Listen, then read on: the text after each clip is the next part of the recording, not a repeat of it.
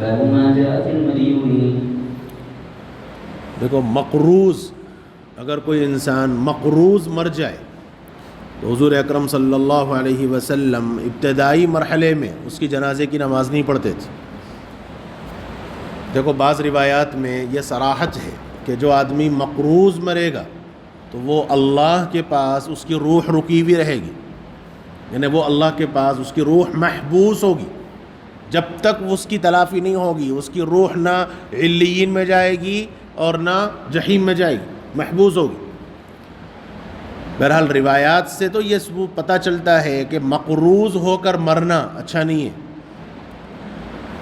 ہاں اگر آدمی نے اتنا مال چھوڑ رکھا ہے کہ اس کے مرنے کے بعد اس پر اگر کوئی قرض ہے تو اس قرض کی ادائیگی ہو سکتی ہے، یا یہ کہ اس کے وارثین اتنے پاورفل ہیں یا اتنے دیندار ہیں کہ وہ اس کی طرف سے اس کا قرض ادا کر دیں گے، تو پھر یہ مقروض مرنا نہیں ہے.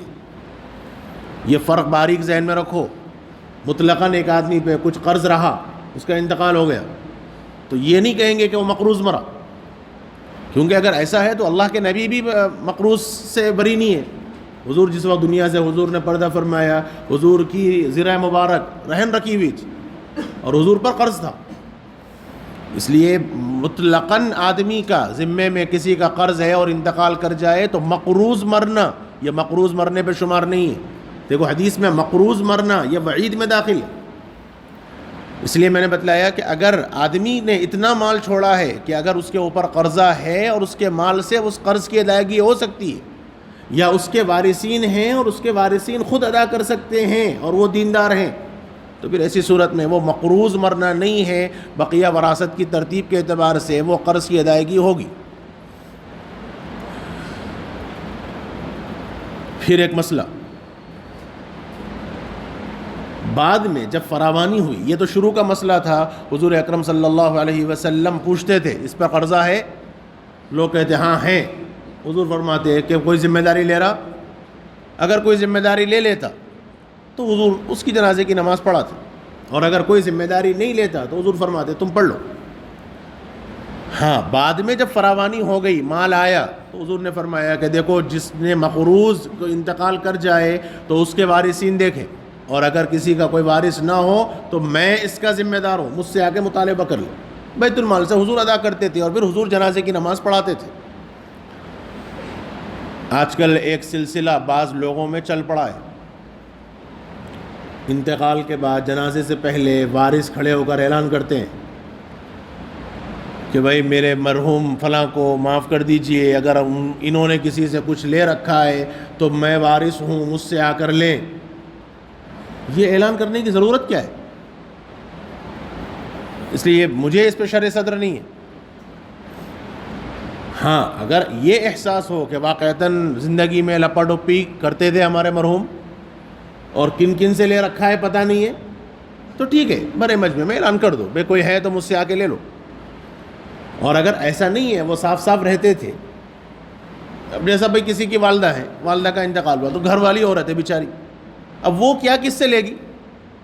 لیکن اعلان چل رہا. آج کل بعض لوگوں کو، بڑے بڑے دیندار لوگوں کو میں دیکھ رہا ہوں کہ اعلان کر رہے ہیں کہ بھائی ہماری مرحومہ والدہ ہیں، اگر ان کا کسی کے اوپر کچھ لین دین ہے تو مجھ سے آ کے لے لیں. یہ مناسب نہیں ہے، یہ میرا اپنا رجحان ہے، یہ بالکل مناسب نہیں ہے. ہاں اگر واقعتاً کچھ لے رکھا ہے اور پتہ نہیں کن کن سے لے رکھا ہے اور ضرورت کے موقع پر اعلان کرنے کی ضرورت ہے تو ٹھیک ہے اعلان کرو، ورنہ عمومی اعتبار سے یہ معمول نہیں تھا صحابہ کا، نہ یہ اعلان کا طریقہ تھا اس زمانے میں.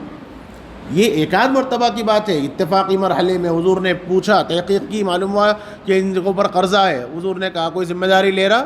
ہاں لے رہا ہوں. تاکیداً پوچھا پکا لے رہے ہو؟ کہاں لے رہا ہوں. تو حضور آگے نماز کی جنازہ پڑھا. اور جب بعد میں وسعت آ گئی تو اللہ کے نبی صلی اللہ علیہ وسلم نے خود اپنے آپ کو فرمایا کہ میں ذمہ دار ہوں. اس لیے مطلقاً خالی آدمی کسی کا ذمہ کچھ مال وغیرہ ہے اور وہ انتقال کر جائے تو یہ مقروض مرنا شمار نہیں ہوگا. مقروض مرنا یہ خاص اصطلاح ہے، مقروض مرنا خاص اصطلاح ہے اور اس پر وعید ہے. اور میں نے بتلایا کہ اگر کوئی ذمہ داری لیتا ہے یا کوئی دیندار ہے اور وہ اس کی طرف سے ادا کرتا ہے تو پھر وہ مقروض مرنے میں شمار نہیں ہوگا. وبه قال حدثنا محمود بن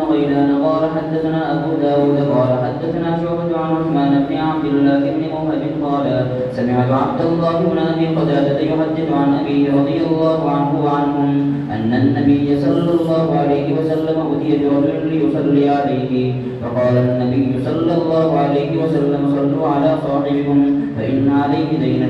قال أبو قتادة هو علي. فقال رسول الله صلى الله عليه وسلم بالوفاء. قال بالوفاء. یہ بالوفا کا مطلب پکا. انہوں نے کہا میں لیتا ہوں. دوسروں نے کہا پکا. انہوں نے کہا ہاں پکا. چلو. فقال رسول الله صلى الله عليه وسلم بالوفاء. قال بالوفاء فصلى عليه.